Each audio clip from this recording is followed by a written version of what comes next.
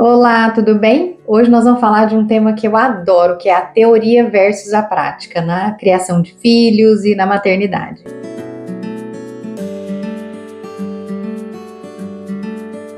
As teorias bonitas são totalmente diferentes na hora da prática na criação dos filhos. Porque antes da gente ser as educadoras que a gente quer ser, deseja, sonha, planeja ser, afinal de contas, a primeira coisa que a gente se esbarra no meio do caminho é com a gente mesma. E a mãe inexperiente, ela é exatamente isso, ela é inexperiente.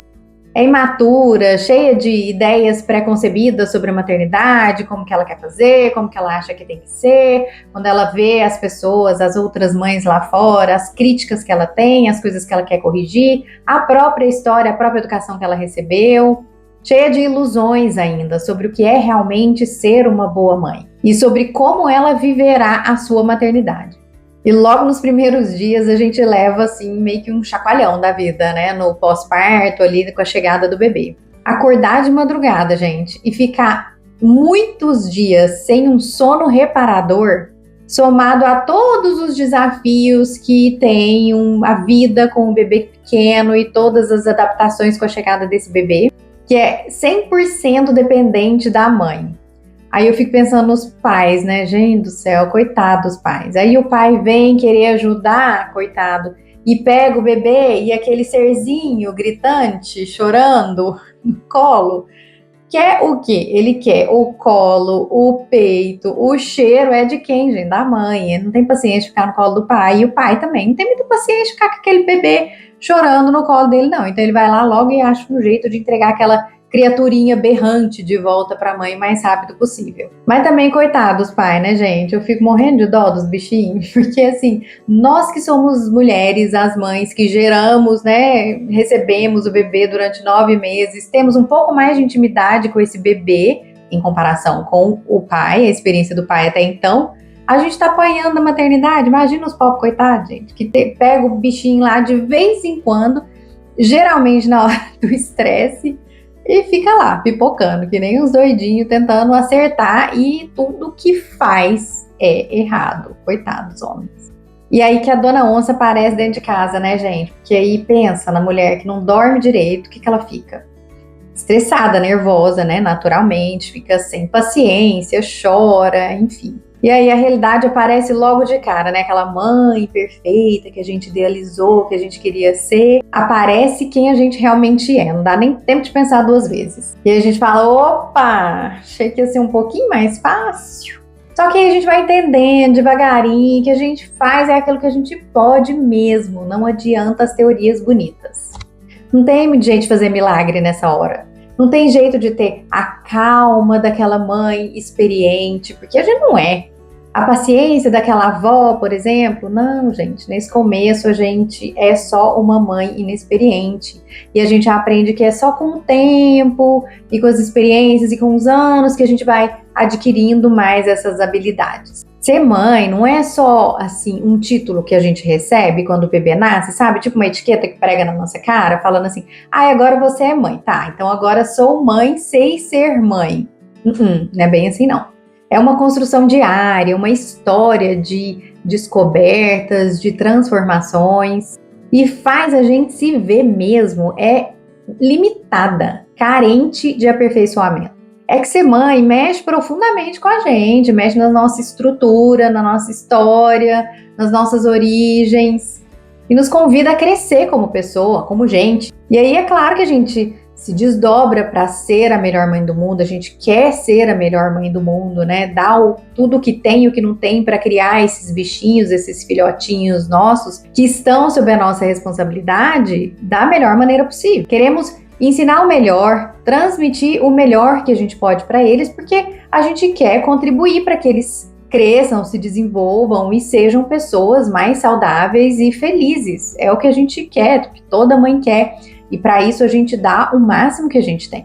Aí a gente descobre aquela coisa que é o desejo, né? Como eu falei, de ser a mãe perfeita. E aí, tudo bem a gente entender que a gente não é perfeita, nem nunca vai ser. Mas sabe quando isso dói? Dói é quando a imperfeição que a gente tem, a falta que a gente tem até então, está impactando como um sofrimento, seja para a gente mesma ou seja para os nossos filhos. Aí que a gente vê mesmo que a gente tem que se trabalhar, se aperfeiçoar, se aprimorar, e que o caminho é mais para dentro do que para fora, não é comprando conceitos bonitos que a gente dá conta, nem sempre é assim. O caminho é para dentro, não é para fora.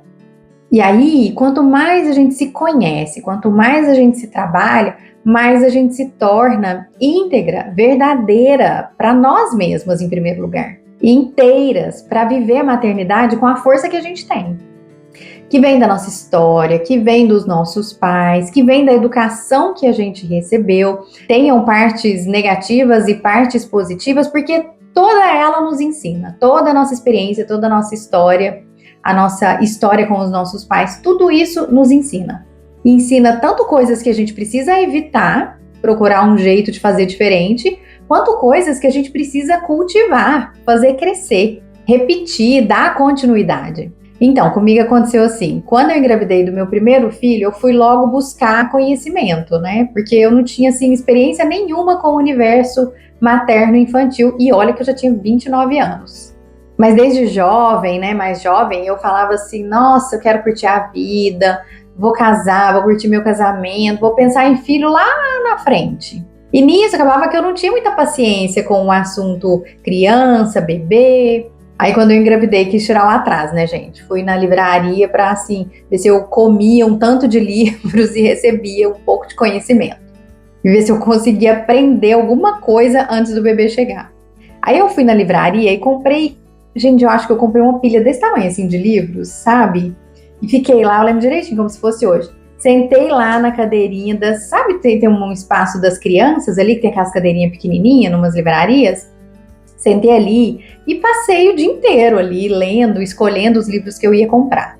Tem alguns livros, assim, que ficaram marcados no meu coração e que eu nunca esqueci. Um deles é um famoso, chama Criando Meninos, tem também a versão Criando Meninas, mas eu li esse porque eu estava grávida de um menino. E eu não sei falar o nome do autor, não, então vocês procuram aí na internet. E também um outro que eu li, que eu achei super cômico, eu ficava lendo e morrendo de rir, é um livro que chama Aonde Vende o Manual.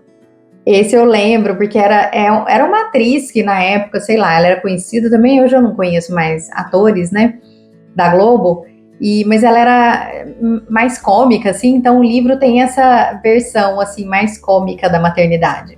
O nome dela é Graziella Moreto. Então ela conta, assim, um jeito bem humorado, sabe, de como que é levar a vida com o bebê. Só que na gravidez eu tava bem mais preocupada era com o parto, porque eu sabia que eu queria parto normal, não me via entrando no hospital para fazer uma cesárea. Então a única alternativa era me preparar para o parto normal. Daí eu mergulhei de cabeça nessa preparação, nesse conhecimento, nesses estudos, e o meu foco estava em me preparar para o parto normal. Mas tinha um espaço, né, para ler alguns livros e foi o que eu fiz. Li alguns livros para tentar me preparar um pouquinho para a chegada do bebê. O que fazer com a criança, né, gente? Não sabia nada. E aí a pessoa inexperiente aqui, né, achou que esse conhecimento teórico ia, assim, ser a salvação da lavoura. Especialmente para quem nunca quis se aproximar desse assunto, né? Nessa época estava começando a aparecer o movimento da comunicação não violenta, da educação disciplina positiva. Aliás, eu nem sei quando é que foi que isso começou, mas para mim chegou nessa época. Em 2007, 2008, meu filho nasceu em 2008, só que nananinanã, bonitinha, foi quando o bebê nasceu que eu falei, Jesus amado, como que eu vou resolver essa situação? Cadê os livros? Cadê as teorias? Cadê eu toda plena, paciente, serena para lidar com as situações com o bebê, blá blá blá? Tinha não. É que aí eu descobri na prática que o maior conhecimento de todos que poderia me salvar naquela hora era eu mesma. Me conhecer melhor, sabe?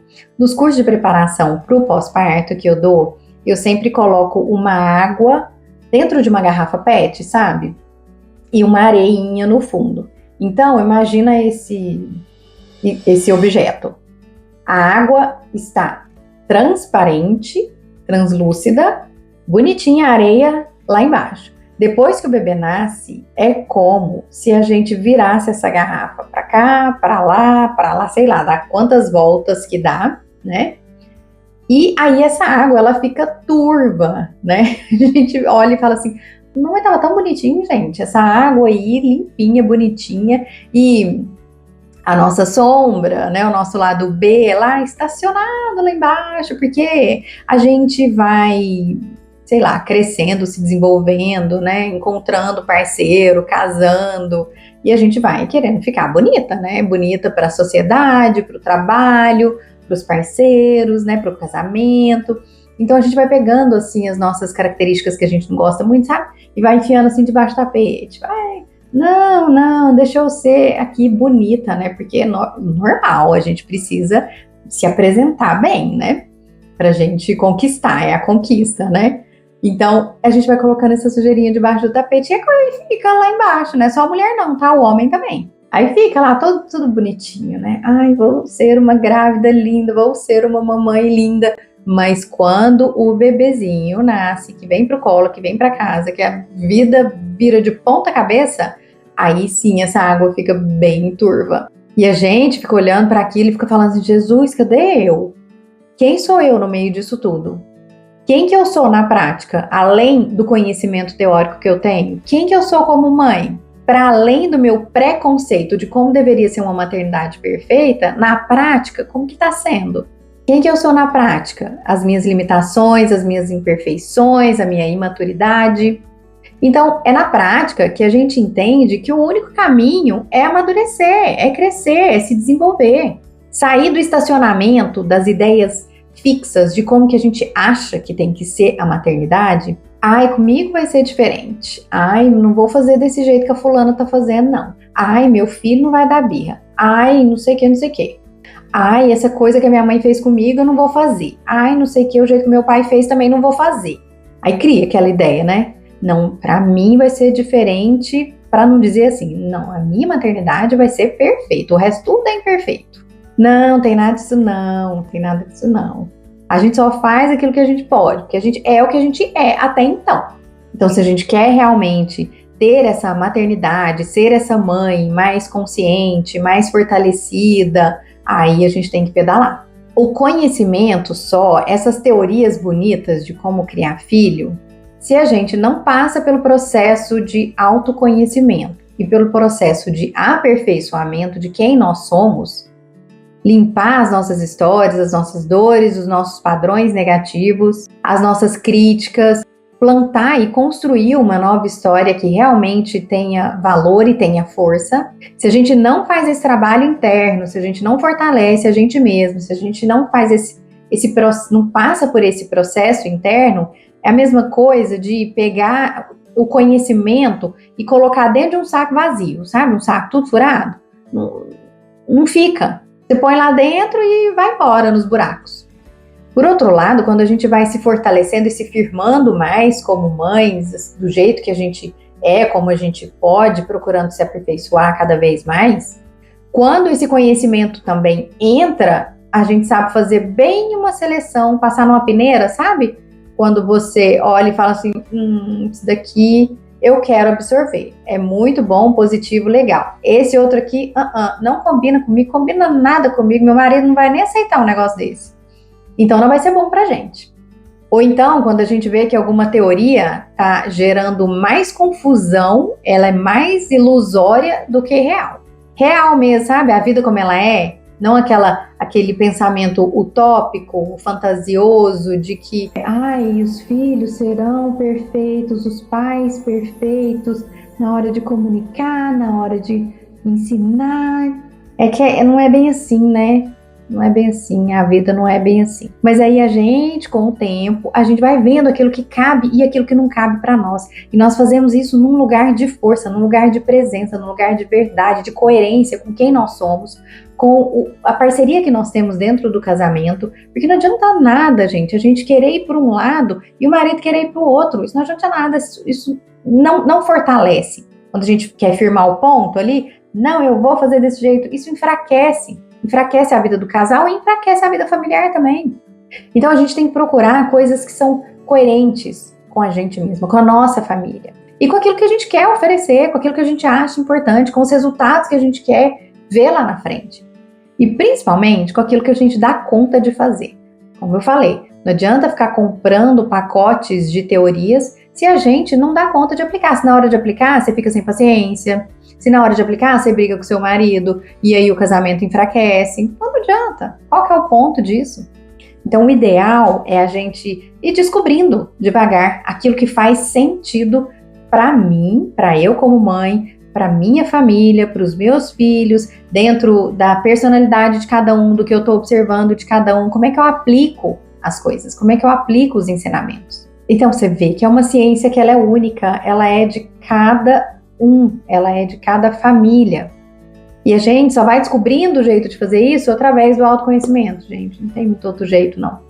Então foi o que eu fui descobrindo, né, com o tempo, que aqueles conhecimentos teóricos do que era bonito de fazer como mãe, como pai, na criação dos filhos, nem sempre tudo aquilo se aplicava para mim.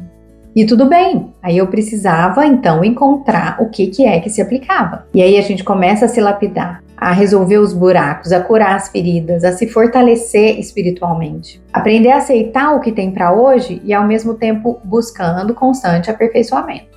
Porque, olha, se eu quero o melhor para os meus filhos, eu tenho que buscar o melhor para mim também. Uma vida com mais consciência, verdade, presença. Se eu quero que os meus filhos aprendam algo sobre a vida, eu quero aprender primeiro.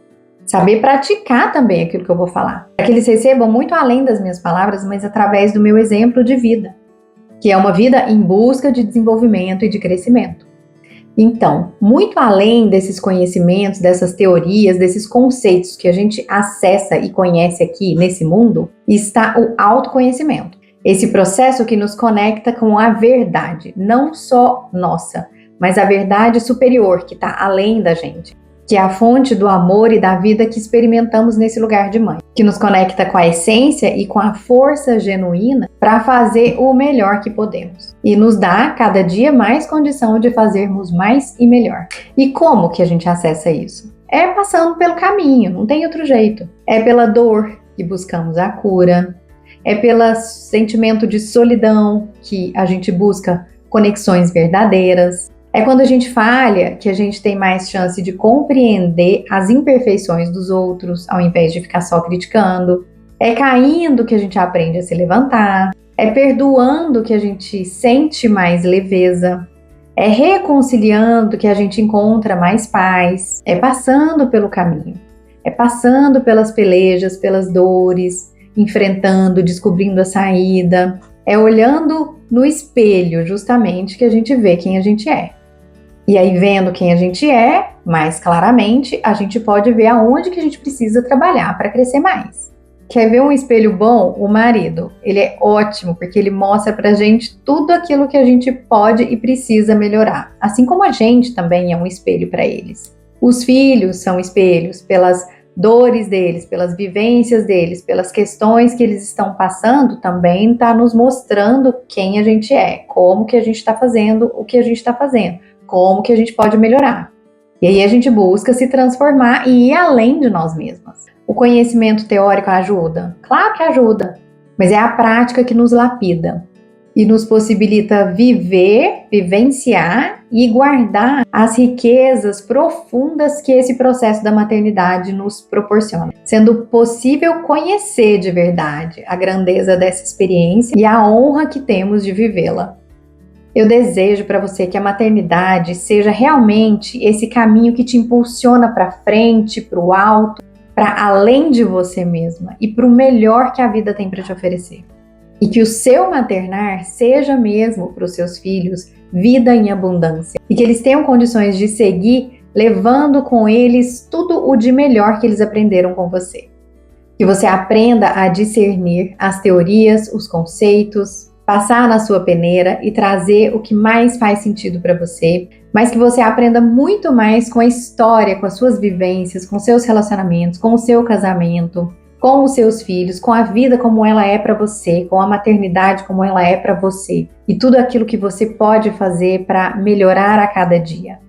Aprender mais com a vida e se sentir fortalecida, firme e segura no seu maternar. Um beijo, a gente se vê no próximo vídeo.